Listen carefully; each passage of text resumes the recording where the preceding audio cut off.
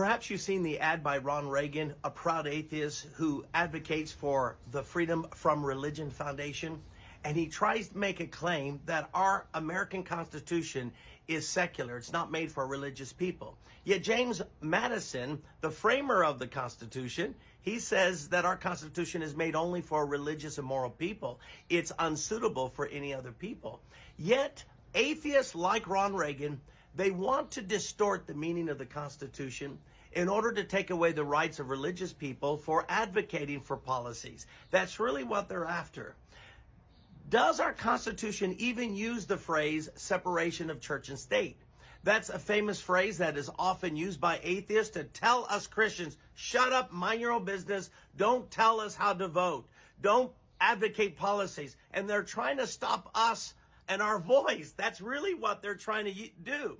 Well, this phrase, the separation of church and state, was actually written by Thomas Jefferson, and he wrote it to the Danbury Baptist Association. They were a minority religious group that was worried that their religious rights were going to be stripped away. So Thomas Jefferson writes to them to assure them that their religious rights would not be taken away.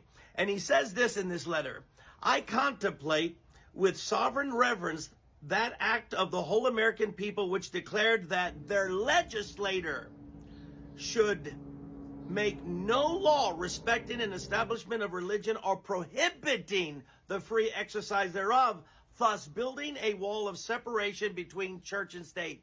That's the statement that atheists like to use. But notice Thomas Jefferson is not writing this to tell the Danbury Baptists, behave yourself, quit trying to influence the legislator. He doesn't write it that way. He's writing it just the opposite. He's telling them, don't worry, your freedom to exercise your religion in any way you want, which would also include advocating for certain policies, even maybe advocating for what politician people should vote for. In other words, your rights will not be abridged. And Thomas Jefferson reminds them that they're protected, that we're not going to go back to England and the English government, which has the Church of England as a favored religion. And so the Constitution is not forbidding religious people from influencing the government, nor is it stopping any influence of religion or the church in government. It's stopping Congress or the state from stopping our rights. Listen to what the Constitution actually says. Congress shall make no law respecting an establishment of religion or prohibiting the free exercise thereof. Notice the prohibition is against Congress, not against the church. You see, Ron Reagan and atheists and people who claim the separation of church and state, what they're doing is they're trying to make the First Amendment barring us, restricting our rights of influencing the government.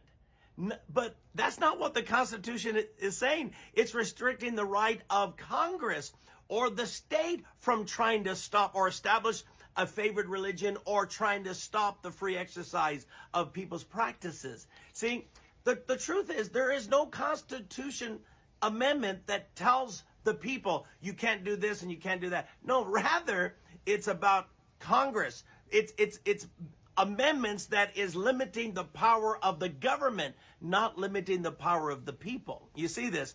But Ron Reagan and atheists and Freedom from Religion Foundation, they twist the meaning of the Constitution to make it as a barring of us. Can you imagine if the government barred Christians from advocating for certain policies? We might still have slavery today, because it was the Christians in the abolitionist movement that forced really the government to end slavery. It was the Christians that spoke out. What would we have if there wasn't? It was Christians that spoke out for the women's suffrage movement. We would maybe have women not voting. It was Christians that stood out for that. It was Christians that marched for the civil rights movement. Martin Luther King Jr. used churches all the time to advocate for certain policies.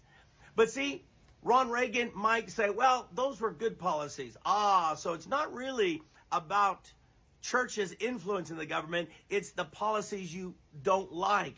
So when Christians advocate for the preservation of the life of unborn children or upholding the definition of marriage as one man and one woman, that's when the atheists come out and say, no, you can't do that. Wait a minute. you can't stop our advocating for what we believe to be the right policies that make America stronger again. You see? So the truth of the matter is, our Constitution is a wonderful Constitution. It only bars the government from trying to stop the free exercise of religion.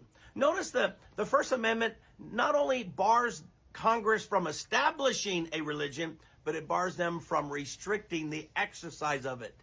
Not the worship in church. Somebody said, no. You can do whatever you want in your church as long as you're in the four walls. No, but our religion demands us to go outside the walls to influence culture and people. And you can't stop us from doing that. So atheists have every right to do what they want, advocate for whatever policies. But we Christians have the same right to do that as well. It's not one or the other. And the funny thing is, Ron Reagan, he already has the freedom from religion. If he doesn't want to be a Christian, no one is forcing him to. What he's really trying to do is stop us from exercising our freedom of religion. And that's the truth.